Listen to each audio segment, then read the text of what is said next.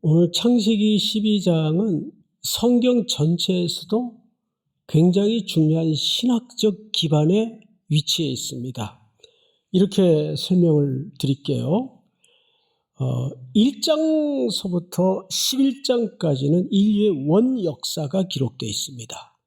이 세상이 어떻게 창조되었고 하나님이 사람을 만드셔서 에덴 동산에 두셨고 또 그 첫사람 아담에게 어떤 역할을 맡기셨고, 그런데 죄가 들어와서 세상은 난장판이 되고 하나님이 의도하지 않았던, 계획하지 않았던 무질서와 혼란이, 죄악이 찾아 들어왔습니다. 그래서 하나님이 노아의 홍수를 통해서 이 땅을 벌하세요. 심판하십니다. 그 홍수를 끔찍하게 겪었던 인류는 오늘 본문인 앞장 11장에서 이상한 짓을 해요. 우리가 다시는 흩어지는 일이 없도록 흩어짐을 면하자 해서 뭘 쌓죠? 뭘 쌓습니까? 바벨탑을 쌓아요. 그때만 해도 구음이 하나고 언어가 하나였습니다. 근데 하나님이 그 인간의 흩어짐을 면하자라는 자기의 안전을 자기가 책임지려는 의도와 또 이름을 내고자 함이라 자기들의 명성을 퍼뜨리기 위한 그런 불손한 의도를 보시고 말을 섞어버리고, 그래서 지금 우리가 이렇게 고생하는 거예요.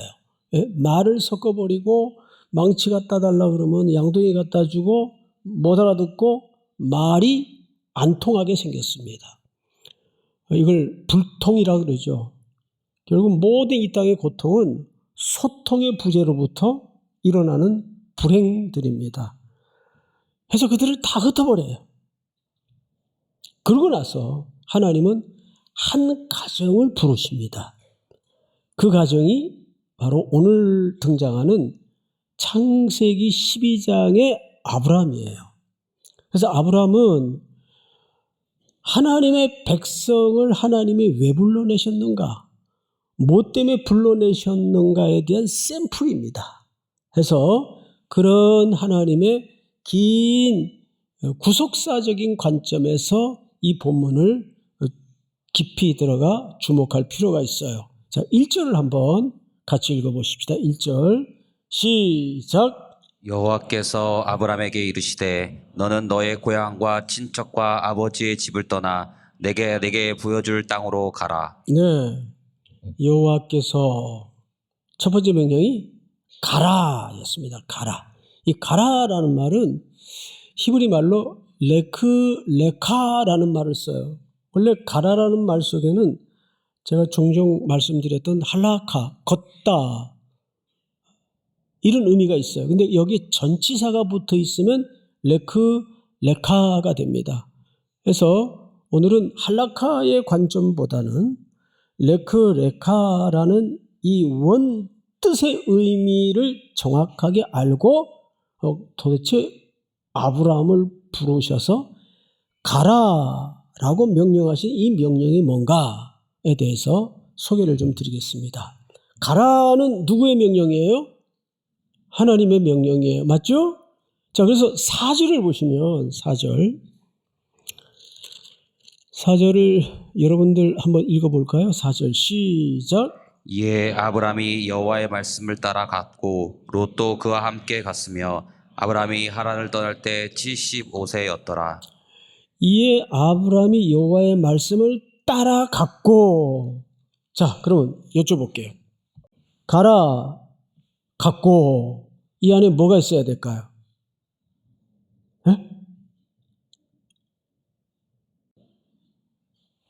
믿음입니다. 믿음. 근데 이 믿음에 대해서 우리가 오해가 가장 많은 신앙의 언어가 아닐까 생각합니다. 이 믿음에 대해서 정리를 좀 하고 들어가겠습니다. 에베소서 2장 8, 9절에는 믿음을 이렇게 정의했어요. 하나님의 선물이라. 이는 아무도 자랑치 못하게 하려 함이니라. 그러니까 믿음은 보통 내가 확신한다, 내가 믿는다, 이런 게 믿음이 아니에요. 그건 그냥 확신이에요. 의지적 결과입니다. 그런데 성경에는 어디에도 믿음을 그렇게 설명한 적이 없습니다. 믿음은 뭐냐? 우리는 원래 영적으로 죽어 있었잖아요. 생명이 없었어요. 하나님의 영이 떠난 존재였습니다. 그냥 물질 덩어리에 불과한 존재였어요. 그런데 하나님의 영이 우리 속에 일방적으로 개입하셔서 우리를 살려주시고 하나님을 향하여 감각을 갖게 만들었어요. 믿습니까? 하나님을 향하여 눈을 뜨게 만들고 감각을 갖게 만들었어요. 그래서 모든 순간마다 하나님을 향하여 반응하여 살도록 만든 거예요. 보통 아브라함을 뭐의 조상이라고 하죠? 믿음이 좋아서 믿음의 조상이 아니에요. 이 창세기 12장 이후 아브라함의 행적을 조사해 보면 말이 안 되는 짓을 많이 했어요. 하나님이 약속하신 땅 가나안에 산 지 얼마 안 돼서 무시무시한 기근이 오니까 어유 여보 애들 다 챙겨 여기 살 데가 못 된다 하고 서슴없이 하나님한테 한마디 의논도 없이 기도도 안 해보고 바로 애굽으로 내려갔어요. 근데 아브라함의 아내가 한 미모했던 것 같아요. 이쁘니까 이방 남자들의 손을 탈까봐 당신 내 아내라 그러지 마. 누나라 그래. 누이라 그래. 당신 뺏어가려고 나를 죽일 수도 있으니까. 이런 얍삽한 신랑이 어디 있어요? 응? 그런데 아무것도 모르는 애굽의 왕은 그를 궁궐로 아내를 데려갑니다. 또 많은 재물을 보상받고. 그게 뭐 하는 짓이에요? 아내로 삼으려고 하니까 하나님께서 강권적으로 밤중에 나타나셔서 이 애굽의 그 바로의 집안의 모든 태를 다 닫아버려요. 그러니까 바로가 기가 버려요. 그를 손대지 말라. 이런 기적적인 하나님의 간섭으로 큰일 날 뻔했던 위기를 넘깁니다. 그리고 애굽의 왕이 혼이 나가지고 아이고 나는 새 아내고 뭐고 다 실래 빨리 데리고 나가라 해서 큰 재물을 얻게 해서 후환이 두려우니까 다시 내보냅니다. 게다가 또 아이가 들어서지 않으니까 첩을 동원해서 아이를 생산한 열매가 이스마엘이에요. 하나님의 때와 약속을 기다리지 못하고. 이게 아브라함이에요. 솔직히 어디 믿음의 사람다운 흔적이 보입니까? 근데 왜 우리는 아브라함을 자꾸 믿음의 조상이라고 그러죠? 이런 뜻입니다. 믿음이 좋아서 믿음의 조상이 아니고 믿음이 얼마나 하나님의 선물이며 은혜이며 하나님의 끊임없는 설득 작업인가를 가장 잘 설명할 수 있는 사람이 아브라함이다 그 말이에요. 그래서 여러분 4절을 다시 보세요. 이렇게 되어 있죠. 보시면 4절 우리 이효성 목사님. 이에 아브라함이 여호와의 말씀을 따라갔고 예, 스톱. 이에 아브라함이 여호와의 말씀을 어떻게 해요? 따라갔고 라고 되어 있어요. 이 번역이 조금 모호하게 되어 있는데 앞을 보세요. 이런 뜻입니다. 아브라함이 생의 발자국을 딛는 곳마다 그런 참 실망스러운 일과 하나님에 대한 불신과 배반과 엉뚱한 짓을 할 때마다 하나님이 기찻길로 말하면 레일 위에 하나님이 구속의 레일을 설계하시고 아브라함을 그 레일 위에다가 얹혀서 그 레일을 따라가기만 하면 복을 받도록 이 아브라함을 부르시고 설계하셨는데 자꾸 레일 위를 가다가 딴짓을 해요. 한눈을 팔아요. 잠깐 여기 좀 내려보자 해서 내려가가지고 보면 또 없어졌어요. 뭐하나 그러면 이제 마트에 들어가서 이상한 거 사가지고 주머니에다 숨겨놓고 그럼 하나님이 또 끄집어다가 다시 태워서 그 구원의 레일 위에다가 말씀의 레일 위에다가 아브라함을 또 올려놔요. 여기 이런 뜻입니다. 여호와의 말씀을 따라갔고라는 말은 아브라함이 주도적으로 그 말씀을 쫓아서 분투하고 이런 의미가 아니라 그 말씀대로 갔고 그 뜻이에요. 말씀의 레일 위에 하나님이 자꾸 끄집어 올려다가 그 말씀의 레일 위에만 가도록 만들었다 그 말이에요. 이거 누가 하신 작업이에요? 하나님이 하신 작업이에요. 그래서 믿음의 조상이라는 말은 믿음이 남달라서 이런 의미가 아니라 얼마나 아브라함의 인생을 봐라. 이런 참 불손한 인생길에도 하나님은 그를 떠나지 아니하시고 그와 함께 걸어가시면서 궤도 이탈을 할 때마다 또 집어 올려놓고 또 딴짓하고 없어지면 또 찾아가지고 또 레일 위에다 집어넣고 그 말씀이라는 레일 위에 걷도록 만들었다 그 말이에요. 이 아브라함의 믿음입니까? 하나님의 의지입니까? 하나님의 의지예요. 그게 말씀대로 갔다 그 말이에요. 너는 이 레일 위에 걷지 않으면 안 되도록 내가 만들었으니까 너 자꾸 딴 눈 팔지 말고 여기 위에 올라 앉아 있어.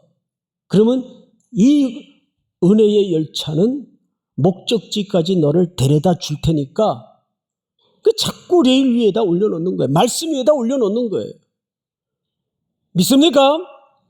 그런 의미에서 믿음이라는 것은 하나님의 끈질긴 설득의 결과다. 그러니까 오늘 본문의 구조는 이렇게 돼 있어요. 가라, 갔고. 그러면 도대체 우리가 지금부터 본격적으로 하고자 하는 얘기는 이 가운데에 어떤 내용을 담아냈는가? 아무것도 없어요. 그러니까 가라 그래 놓고는 이유와 과정과 설명에 대해서 텅 비워놨어요. 이 텅 빈 내용을 하나님은 어떻게 하시겠다는 얘기일까요? 그리고 보여준 것도 아니에요. 보여줄 땅으로 가라 이렇게 돼 있어요.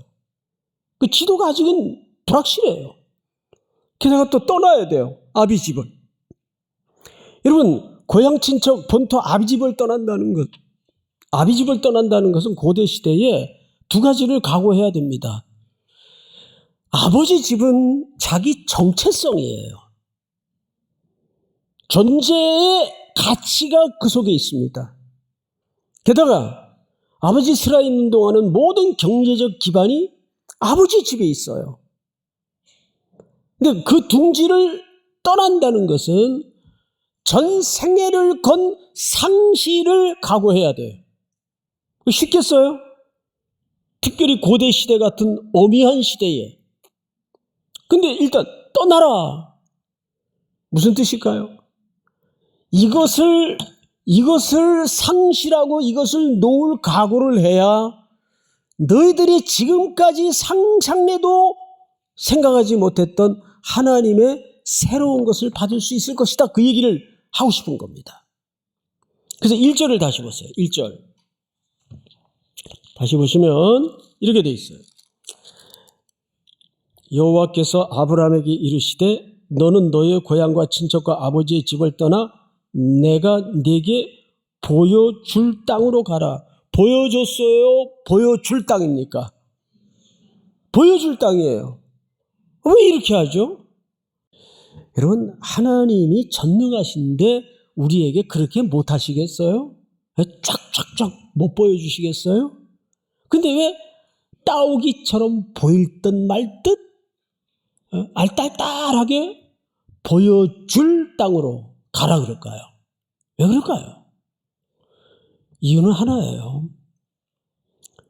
하나님은 그 과정을 통해서 여러분들로 하여금 어떡하나 쩔쩔 전전긍긍 매게 하면서 하나님을 의지하는 법을 배우게 만드는 겁니다. 하나님의 말씀을 순종하는 길만이 내가 사는 길이다를 몸으로 체득하게 만드는 거예요. 이 보여줄 땅이 얼마나 하나님과 내가 사랑의 언어를 만들고 하나님과의 서사를 만들어가는데 중요한 대목인지 알 수가 없어요. 결국 이 텅 빈 과정은 아브라함과 하나님과 서사를 만들어가는, 스토리를 만들어가는 공간이에요. 하나님이 우리를 하나님의 구속의 백성으로 핏값을 지불하셔서 사셨을 때에는 얘야 이제부터 너랑 나랑 이 어마어마한 시간의 공간 속에 이야기를 좀 만들어 가자. 그 이야기는 아무나 초대되는 공간이 아니에요. 예수 그리스도의 십자가의 피로 구속함을 입은 하나님의 자녀에게만이 나와 대등한 존재로 여겨주시는 하나님의 사랑의 대상만이 초대되는 영광스러운 자리입니다. 젊은 날 여러분들이 뒤죽박죽 생을 사는 것 같지만 그 속에서 철저히 보여줄 듯 말 듯 하시는 하나님의 손에 붙잡혀 그분의 말씀의 레일 위에 쫓아가면서 하나님과 어마어마한 사랑의 서사를 만들어가는 순종이 있기를 주의 이름으로 축복합니다. 믿습니까? 그래서 믿음은 하나님의 끈질긴 나를 향하신 설득 작업이시다. 자, 2절을 보십시다. 우리 한번 같이 읽을까요? 2절 시작. 내가 너로 큰 민족을 이루고 내게 복을 주어 내 이름을 창대하게 하리니 너는 복이 될지라. 지금부터 2절 3절은 하나님이 어마어마한 이야기를 합니다. 내가 너로 큰 민족을 이루고 네게 복을 주어. 여기 복이라는 말은 바라크라는 말인데 생명의 복을 얘기하는 거예요. 네 이름을 창대하게 하리니 너는 복이 될지라. 너를 다 같이 시작. 너를 축복하는 자에게는 내가 복을 내리고 너를 저주하는 자에게는 내가 저주하리니 땅의 모든 족속이 너로 말미암아 복을 얻을 것이라 하신지라. 그런데 이대로만 되면 너무 황홀하겠어요. 너무 좋겠어요. 근데 문제는 뭐냐 하면 아브라함의 지금 컨디션이에요. 일단 생물학적으로 나이가 지금 80이 넘었어요. 게다가 아내는 경수가 끊어졌어요. 어떻게 애를 낳아요? 민족을 이루겠다고 하시면서 어떻게 애를 낳아요? 이런 뜻입니다. 하나님은 앞으로 아브라함과 동행하시면서 아브라함을 택하신 이유는 인간으로서는 절대 할 수 없는 일을 너를 통해 불가능한 것을 가능하게 하겠다. 이 어마어마한 약속을 하는 겁니다. 자, 땅을 얻고 재물을 모으는 건 노력하면 할 수 있어요. 그런데 생명은 어떻게 할 수 없잖아요. 큰 민족을 이루려면 애기라도 하나 있어야 될까요, 지금? 근데 애는 없고 지금 아브라함은 죽은 몸같이 됐어요. 아내는 경수가 끊어졌어요. 근데 이 부부가 뭘 하겠다는 겁니까? 그러니까 또 아브라함은 못 기다리고 첩을 들여서 이상한 짓을 해놓죠. 그 열매가 이스마엘입니다. 하나님이 여기서 위대한 약속을 하시면서도 본질은 이거는 인간의 힘으로 할 수 없는 일이다. 그걸 내가 지금 죽은 몸 같은 너를 통해서 그 일을 하시겠다. 그 뜻입니다. 믿습니까? 하나님은 여러분 지금 의식 구조 속에 이 일은 절대 안 돼. 불가능해. 아니요! 그 믿음을 영역을 넘어서야 돼. 왜 하나님이 못하십니까? 왜 하나님을 제한하십니까?